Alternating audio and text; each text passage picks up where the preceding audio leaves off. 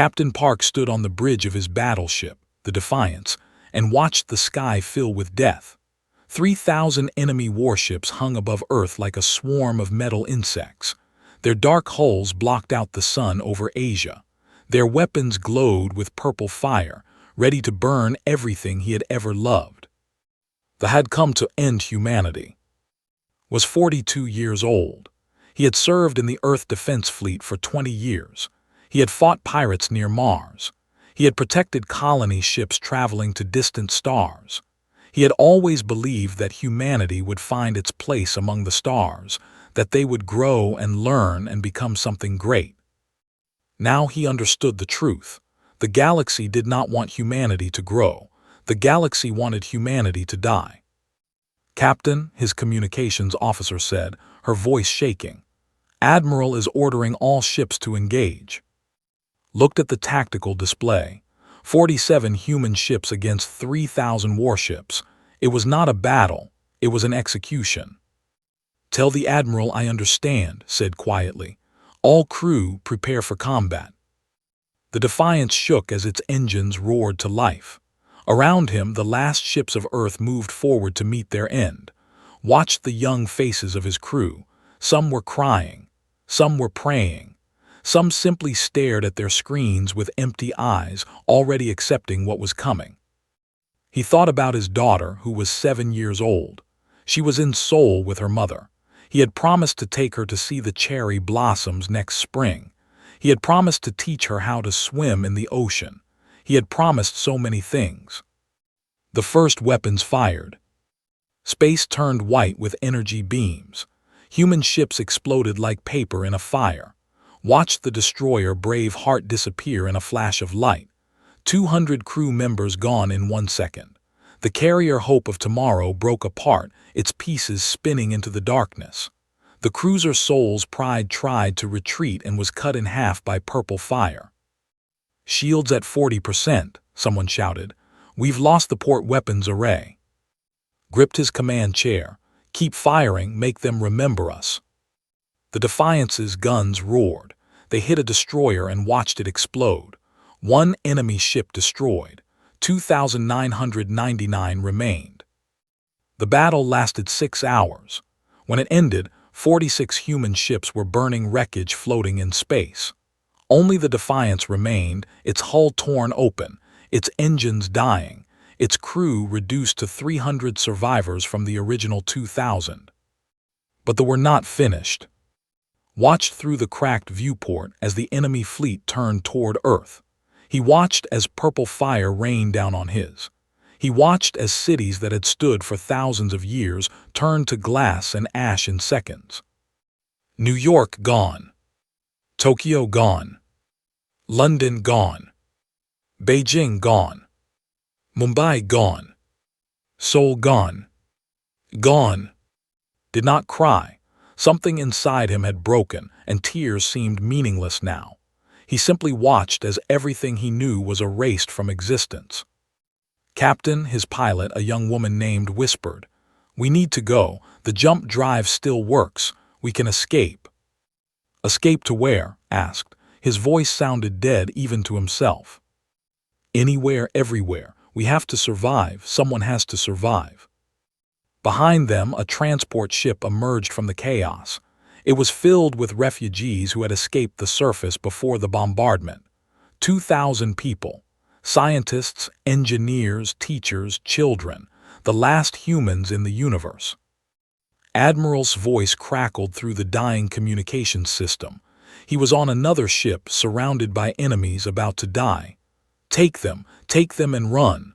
Don't look back. Don't ever look back." "Admiral."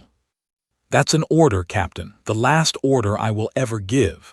The Admiral's voice broke. "Make sure they remember us, make sure. Make sure someone remembers that we existed." The communication cut off. Admiral's ship exploded moments later. Looked at his crew. They were waiting for him to decide. Stay and die with honor or run and live with shame. But it was not about honor anymore. It was about survival. It was about making sure that humanity did not end today. He said, "Calculate a jump to the edge of the galaxy. somewhere no one goes, somewhere no one looks. Yes, Captain. The Defiance's jump drive activated.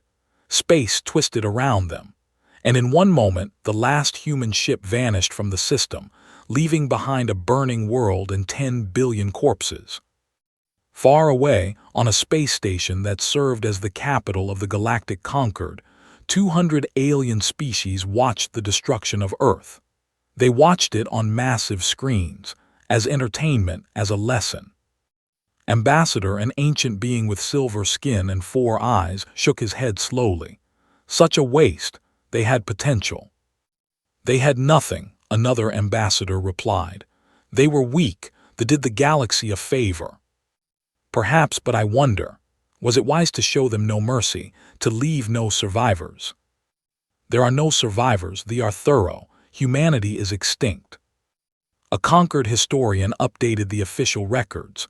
Species number 4892, known as Homo, origin planet Earth, status, extinct.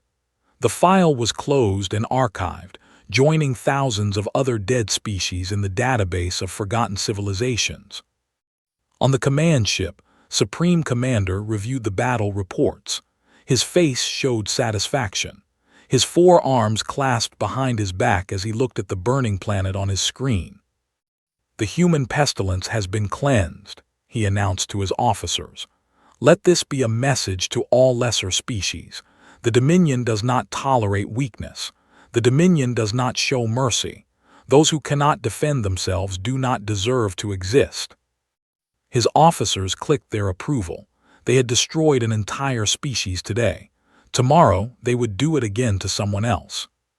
But did not know that one ship had escaped. He did not know that 2,000 humans were now hiding in the darkness between stars, carrying with them the memory of everything they had lost. He did not know that he had made a terrible mistake. Because humanity was not truly dead. Humanity was wounded. Humanity was broken, but humanity was still breathing. And in the years to come, humanity would heal. Humanity would grow. Humanity would remember every single face that burned when Earth died. Park sat alone in his quarters as the Defiance drifted through empty space. He held a photograph of his daughter. Her smile was bright. Her eyes were full of hope. She had believed that her father would protect her. She had believed that the universe was a good place. She had been wrong. Made a promise that night, not to the dead were beyond promises. He made a promise to the living, to the 2,000 survivors who were now his responsibility. He promised that one day, the galaxy would learn to fear the name human. He promised that one day, those who had watched Earth burn would understand what they had created. He promised that one day, they would beg for the mercy they had to 10 billion innocent people. And Captain Park always kept his promises.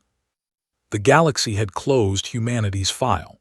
They had marked humanity as extinct and moved on to other matters. They did not know that they had just made the worst mistake in galactic history. Because humanity was not extinct. Humanity was hiding. Humanity was learning. And humanity was very, very angry. 30 years had passed since Earth burned. In a forgotten corner of the galaxy, where no trade ships traveled and no explorers searched, 6 dead moons orbited a dying red star. The system had no name. It appeared on no maps. It was cold and dark and utterly worthless. It was perfect. General Lee stood in the command center carved deep inside the largest moon. She was 61 years old now. Her hair had turned gray. Her face carried lines of 30 years of worry and work, but her eyes still burned with the same fire that had kept humanity alive through the darkest decades. She had been Lieutenant Lee when Earth fell. She had served under Captain Park on the Defiance. She had watched him grow old and tired and finally die 12 years ago, still holding that photograph of his daughter. Before he died, he had passed command to her, and she had accepted the burden without complaint. "General," her aide said, "the population report is ready." took the tablet and read the numbers. 180,000 humans now lived in this dead system. They had started with 2,000. Through careful planning, strict discipline, and endless hope, they had grown. Children had been born in the darkness. The first generation knew nothing of blue skies or green forests. They had never felt rain on their faces or sand between their toes. They knew only metal walls, recycled air, and the constant hum of machines keeping them alive. But they also knew something else. They knew why they were hiding. They knew what had been taken from them. They knew that somewhere out there, the monsters who had killed their grandparents still lived and laughed and conquered. And they knew that one day, those monsters would pay. Walked through the underground corridors of their hidden city. She passed training rooms where young soldiers practiced combat. She passed factories where engineers built weapons in secret. She passed schools where teachers showed children images of Earth, the beautiful planet they would never see.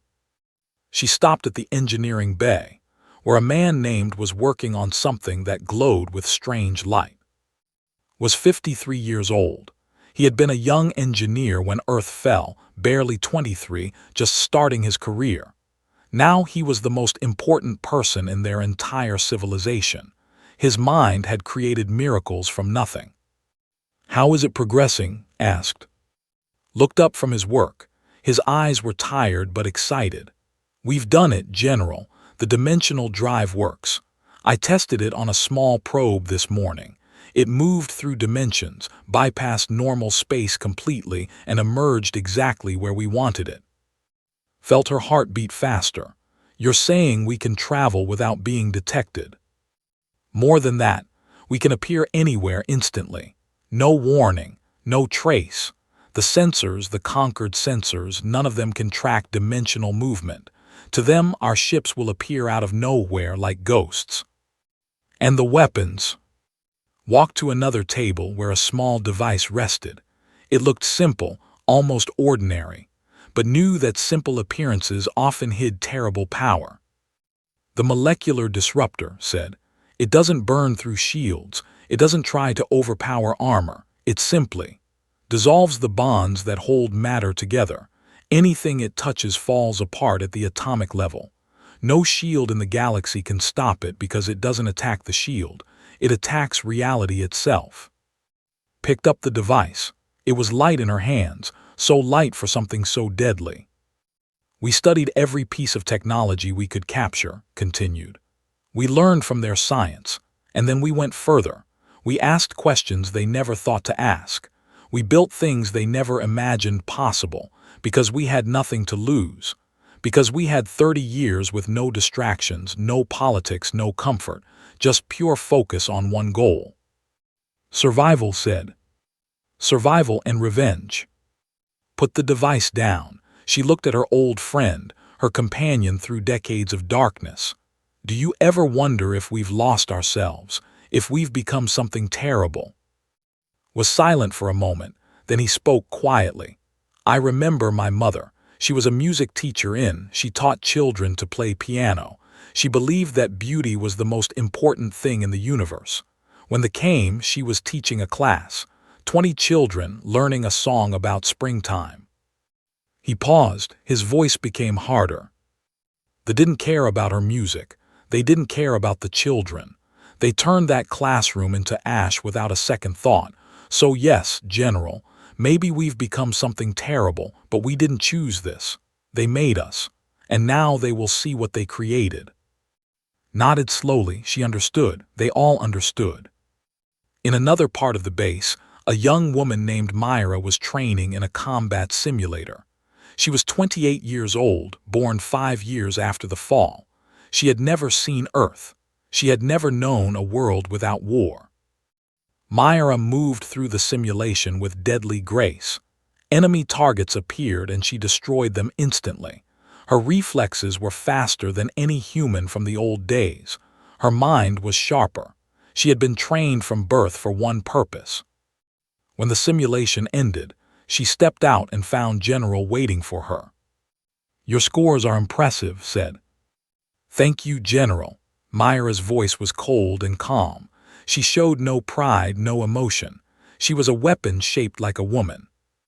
The first fleet is almost complete, continued. 200 ships will be ready to move within the year. I want you to command the ground forces for our first mission.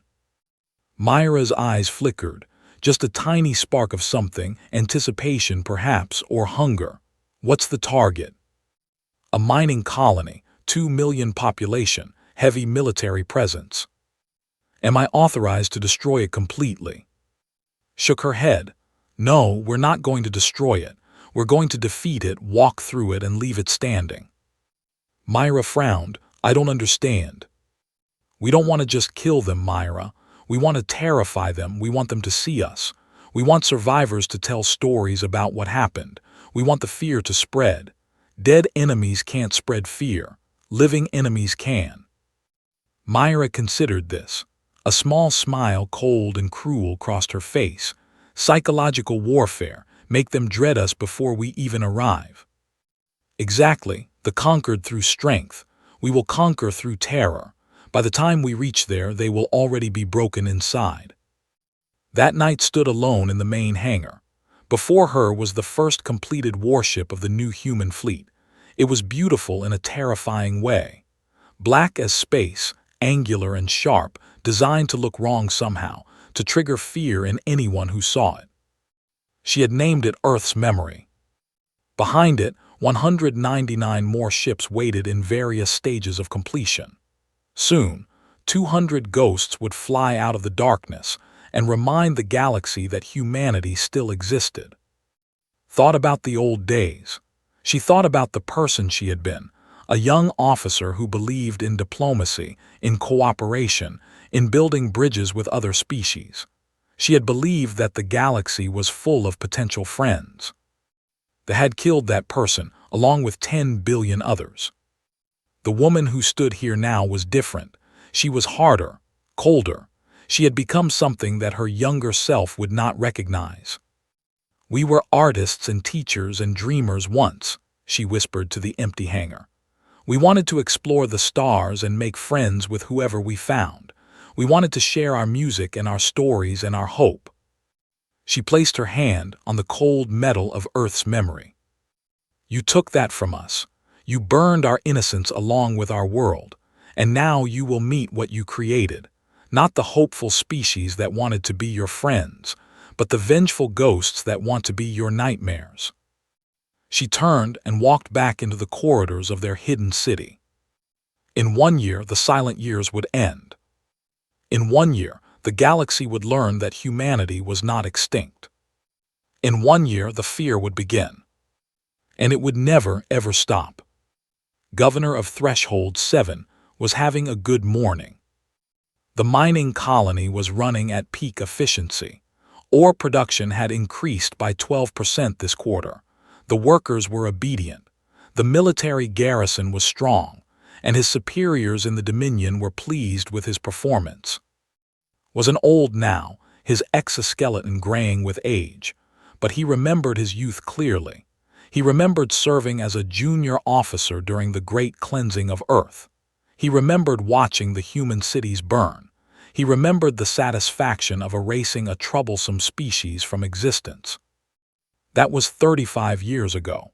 The humans were long forgotten, just another extinct species in a galaxy full of dead civilizations. His morning meal was interrupted by an alarm. Governor, his aide rushed into the room, terror in his compound eyes. Unknown ships emerging from dimensional rifts, over 200 vessels. Their energy signatures match nothing in our database. Dropped his food. That's impossible. No one uses dimensional travel. The science doesn't exist. The ships are real, Governor. They're surrounding the planet. Ran to the command center. Through the massive windows, he could see them, black ships hanging in space like a murder of crows. They were unlike anything he had ever seen. Angular, dark, somehow wrong to look at.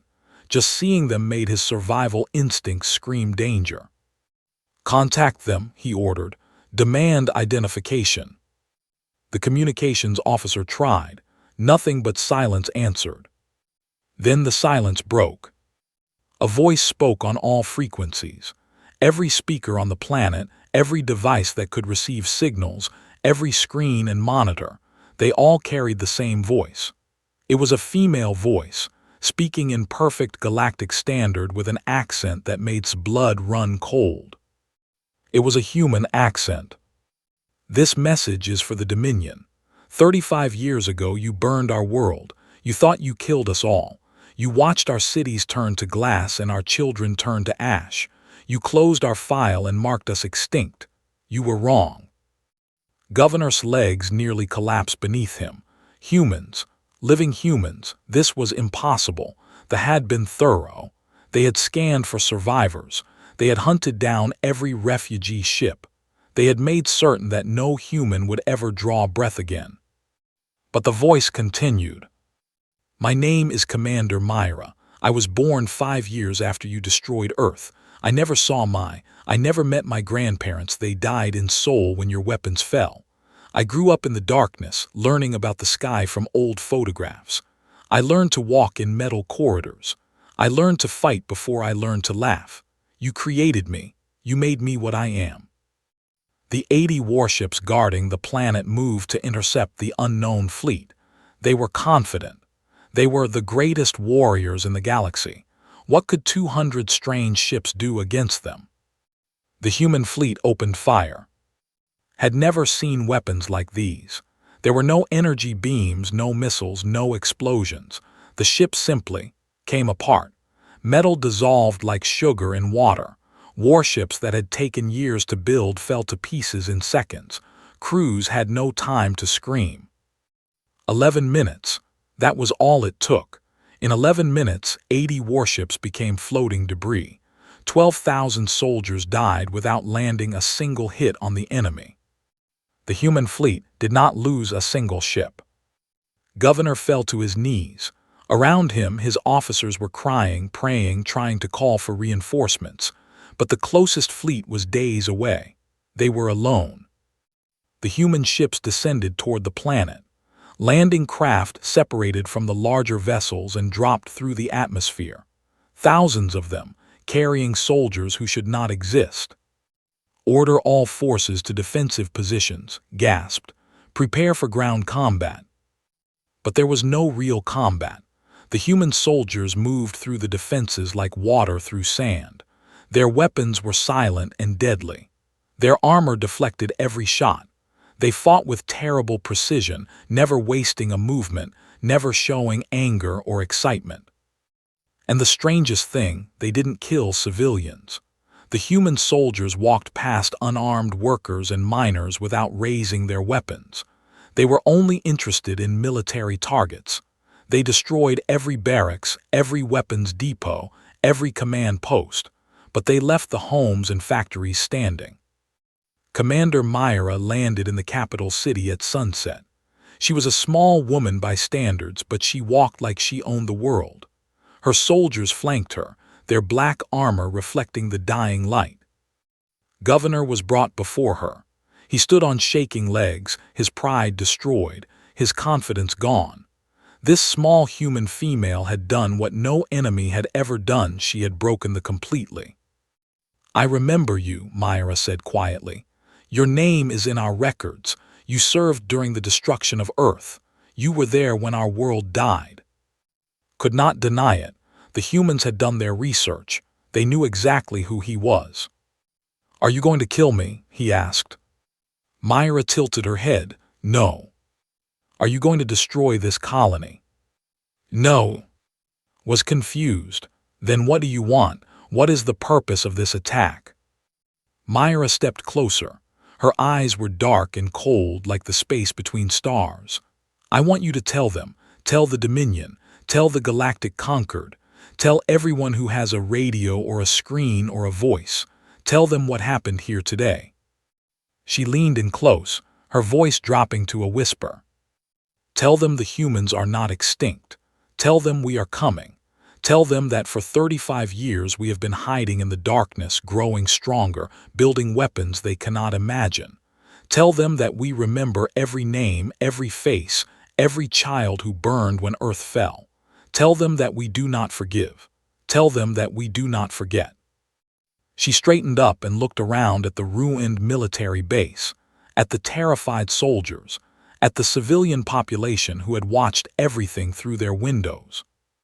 "We could have destroyed this planet completely. We could have done to you what you did to us. But we're not going to.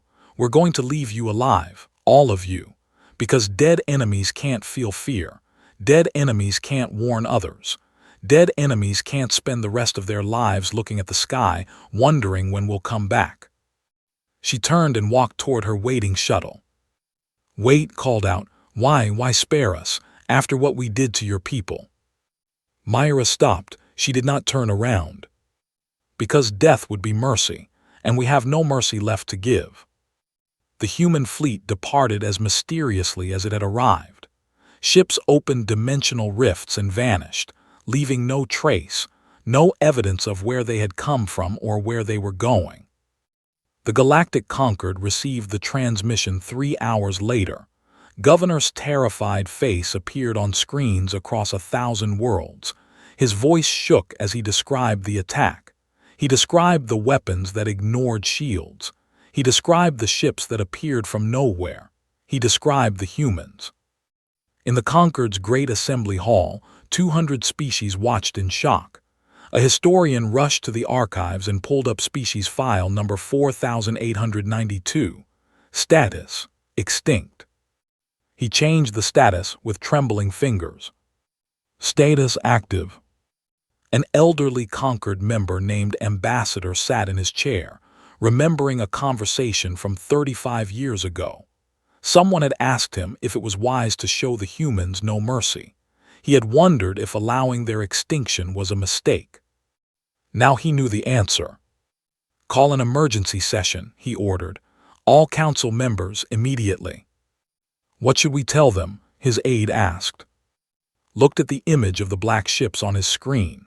Those terrible, angular vessels that everything he knew about spacecraft design. "Tell them the dead have returned," he said, "and they are very, very angry." Somewhere in the darkness between stars, Commander Myra reviewed the reports from the attack. 0 human casualties, all objectives achieved, and most importantly, the message had been delivered. She allowed herself a small smile. It felt strange on her face. She was not used to smiling. "Phase 1 complete," she reported to General Lee. "The galaxy knows we're alive." His voice came through the communication channel. "Good. Now comes Phase 2. We make them wish we had stayed dead." The war for the galaxy had begun. And humanity intended to win. 4 years of war had changed the galaxy. The Dominion, which had once controlled 400 star systems and ruled as the most feared power in known space, had lost 30% of its territory. Military installations across 100 worlds had been destroyed. Supply lines had been severed. Shipyards had been reduced to floating wreckage. And the humans had not lost a single major battle. Admiral Lee stood on the bridge of her flagship, the Judgment, watching another base burn in the void of space. She was 65 years old now. The years of war had aged her further, but her mind was still sharp and her will was still iron. "Admiral," her tactical officer reported. "Enemy base destroyed. All defensive ships eliminated. Civilian evacuation was successful. They got everyone out before we opened fire." Nodded. "Good. Make sure it's recorded. Make sure everyone knows we gave them time to evacuate." This was the human way of war. It was not about killing. It was about fear. Every attack followed the same pattern. The human fleet would appear from dimensional rifts without warning. They would broadcast a message giving civilians 1 hour to evacuate military targets. Then they would destroy everything they used to make war: bases, shipyards, weapons factories, supply depots. They never attacked cities. They never bombed homes. They never hurt civilians deliberately. And that was what terrified the galaxy most of all. The Concord had studied human tactics for 4 years and come to a disturbing conclusion. The humans were not fighting to destroy they were fighting to humiliate them. They were proving, over and over again, that they could hurt the Dominion whenever they wanted, however they wanted, and there was nothing they could do to stop them. It was psychological warfare on a scale never before seen. In the Concord Assembly Hall, Ambassador addressed the gathered representatives. His silver skin had dulled with age, his 4 eyes tired from sleepless nights. "We must accept certain facts," he said. "The humans are winning. They cannot stop them, and we, the Galactic Concord, are partly responsible for this situation." Protests erupted from dozens of representatives, but raised his hand for silence. 35 years ago, we watched Earth burn. We did nothing. We called it natural selection. We marked humanity as extinct and continued with our lives. We treated the death of 10 billion sentient beings as entertainment. He paused, letting his words sink in. Now those beings have returned, and they remember our silence. A young representative from a minor species stood up. "What do the humans want? Have they made any demands?" "They have," said. "A diplomat named O contacted us 6 months ago. I have her message recorded." He activated the playback. A human woman appeared on the screen, middle-aged, with iron-gray hair and eyes that showed no warmth at all. "Ambassador, thank you for responding to our communication. I will be direct, as humans tend to be." Her voice was calm and cold. "We do not seek membership in the Galactic Concord. We will never trust you. You watched our children burn and did nothing.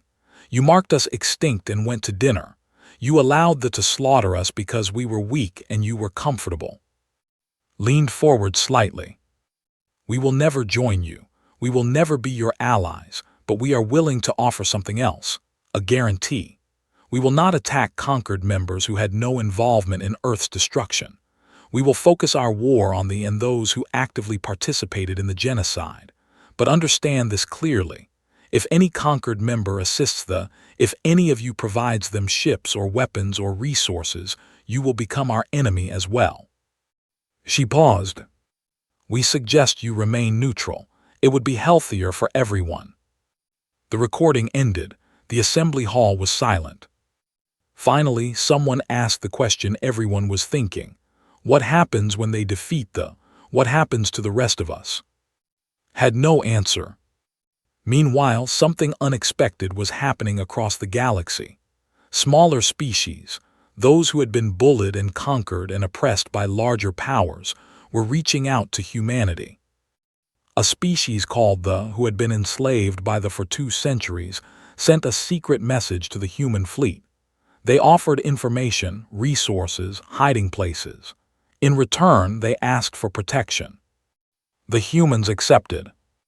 A peaceful species of traders who had watched their burn at hands 100 years ago offered their merchant network to support human operations. In return, they asked for weapons to defend themselves. The humans provided them. Within 2 years, humanity had built a network of allies, not through diplomacy or promises of friendship, but through simple action. The humans protected those who helped them. The humans armed those who had been defenseless. The humans gave hope to those who had none. It was a new kind of empire. An empire of the broken, the forgotten, the discarded. Species that the galaxy had written off as weak and worthless now flew under human protection. And they were all hungry for revenge. Supreme Commander of the Dominion made his final gamble. He gathered every ship the Dominion could spare, 1,500 warships, the largest fleet assembled in history. He personally led them against what intelligence suggested was the main human base of operations. The battle lasted 3 hours. The humans fought like nothing had ever seen. Their ships moved in ways that physics, appearing and disappearing through dimensional rifts mid-combat. Their weapons sliced through shields like they didn't exist. Their coordination was perfect, every ship moving as part of a single mind. When the battle ended, 1,200 ships were destroyed. 300 more were crippled and drifting. Only a handful escaped, carrying their defeated Supreme Commander back to space. had survived, but he understood now that this was not an accident. The humans had let him live. They wanted him to return home. They wanted him to tell the High Council what had happened. They wanted him to explain that no fleet, no weapon, no strategy could stop what was coming. Stood before the council, his body broken, his pride destroyed. He had not eaten in days. He had not slept. He looked like a ghost of the warrior who had once burned Earth. "They could have killed me," he said, his voice hollow. "They chose not to. They wanted me to deliver a message." "What message?" the council demanded. Looked up at them with empty eyes. "They're not coming for our colonies anymore. They're done with the outer systems. They've achieved everything they need to achieve there. Now they're coming for Prime. They're coming for our." The council erupted in chaos. Some demanded immediate evacuation. Some demanded surrender. Some demanded one final, desperate stand. But knew the truth. It didn't matter what they demanded. The humans had spent 35 years preparing for this moment. They had built weapons that ignored defenses. They had trained soldiers who fought without fear or mercy. They had turned their entire civilization into a machine designed for one purpose, to make the pay. And now the bill was coming due. Thought about Earth. He thought about the day he had stood on his command ship and watched human cities burn. He thought about how satisfied he had felt, how powerful, how certain that they were the greatest species in the galaxy. He had been so wrong. The humans had not been weak. They had been young. They had been hopeful. They had believed in the goodness of the universe. They had destroyed that belief. They had taken a species of dreamers and artists and turned them into nightmares. And now the nightmares were coming home. "Prepare our defenses," said quietly. "Do whatever you can, but understand this: we cannot win. The only question now is whether we will survive." The council stared at him in horror. "Then what do we do?" one of them asked. Remembered the human commander's words on Threshold 7. "Tell them we do not forgive. Tell them we do not forget." "We pray," he said. "We pray that the humans still have some mercy left, because if they don't—" He didn't finish the sentence. He didn't need to. Everyone in the room knew what would happen if humanity had truly become what they had made them. They would burn, and the galaxy would watch in silence, just as it had watched Earth. 2,000 human warships surrounded Prime. They hung in space like a jewel of blue and green, beautiful despite everything its people had done. 12 billion lived on that world. Children played in gardens. Families gathered for meals. Artists created sculptures. Musicians composed songs. They were not so different from the humans who had once lived on Earth. Grand Admiral Lee stood on the bridge of the Judgment, looking at the planet that had sent death to her so many years ago. She was 74 years old. Her hair was white. Her body was tired, but she had survived long enough to see this moment. The moment of choice. Admiral Captain Myra reported from her own ship, Earth's Memory. "All ships in position. Weapons charged. We are ready to begin orbital bombardment on your command." Closed her eyes. She thought about everyone she had lost. Captain Park, who had saved them all and died still holding his daughter's photograph. The brilliant engineer who had given them impossible weapons, who had passed away 2 years ago from a weak heart. The original 2,000 survivors, most of whom were gone now, having given their lives to reach this moment. She thought about Earth, the blue oceans, the green forests, the cities full of life and laughter and love, all gone, all ash. She opened her eyes. "No bombardment," she said. The bridge fell silent. Everyone stared at her in shock. Admiral Myra's voice came through, confused. "We have them. We can end them. We can do to them exactly what they did to us." "I know," said, "and that is exactly why we won't." Before she could explain, another communication came through. Ambassador of the Galactic Concord was requesting emergency contact. Accepted the transmission. The old alien's face appeared on screen. He looked desperate, pleading. "Grand Admiral Lee, I beg you, please show mercy. I know what they did was unforgivable. I know we stood by and did nothing. But there are 12 billion lives on that planet.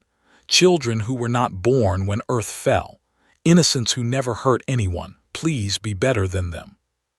Looked at him for a long moment. "Ambassador, 35 years ago when they burned my world, did anyone make this call for us?" Lowered his head in shame. "No." "Did anyone in your Concord speak up for the 10 billion humans who died that day?" "No." "Did anyone lift a finger to stop the slaughter?" "No, and I am sorry, I am so deeply sorry. We failed you, I failed you." Nodded slowly. "You did. You all did. And we have spent 35 years living with the consequences of that failure. We have become something we never wanted to be. We have turned ourselves into weapons because the galaxy gave us no other choice." She paused. "But we refuse to become what they are. We refuse to murder billions of innocents to satisfy our anger. We refuse to let them turn us into monsters." She broadcast her next words on all frequencies, so everyone on the planet could hear, so the entire galaxy could hear. "This is Grand Admiral Lee of the Human Remnant Fleet. We have come to Prime not to destroy, but to demand justice. Our terms are as follows." She took a deep breath. "First, complete military disarmament. They will never again possess the ability to destroy a species. Second, war crime tribunals. Those who ordered and carried out the genocide of Earth will face judgment. Third, reparations to every species that have ever conquered or oppressed. You will spend generations repairing the damage you have done." She paused.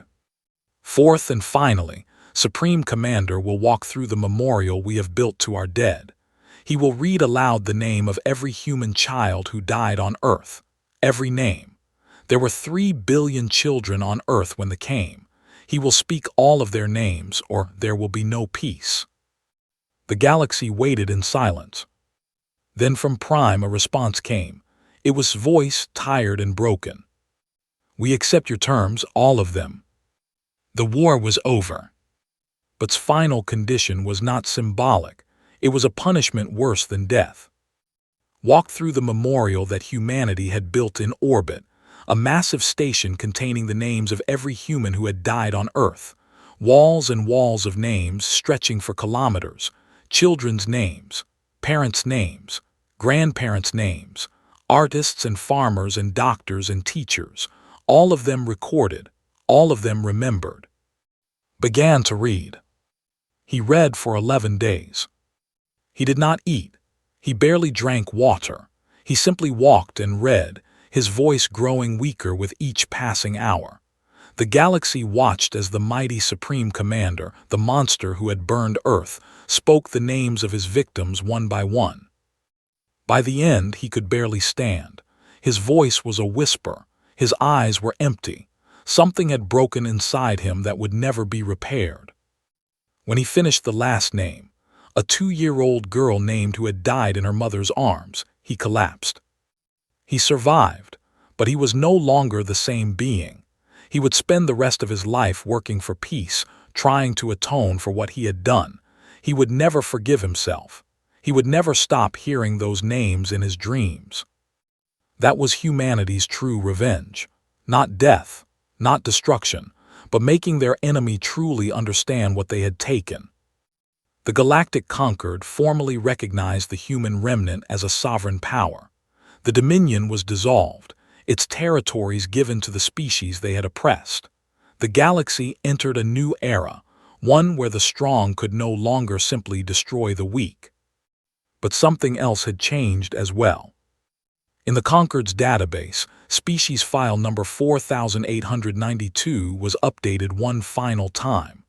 The old status of extinct had been changed to active years ago. Now a new note was added, one that would remain in the records for to come. Classification: do not provoke. Young Lieutenant Park stood beside Grand Admiral Lee as the fleet prepared to leave space.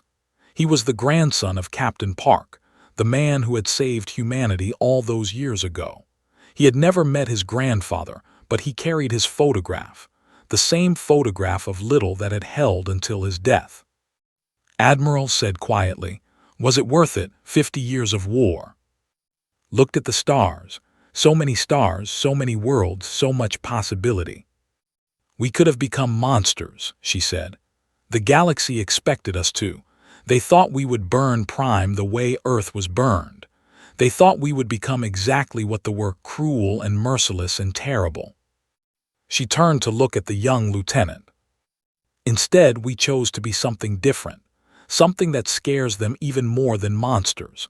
We showed them that mercy, when given by those who have every right to destroy you, is the most terrifying thing in the universe, because it proves that we are stronger than they are, stronger than our anger, stronger than our grief, stronger than our desire for revenge."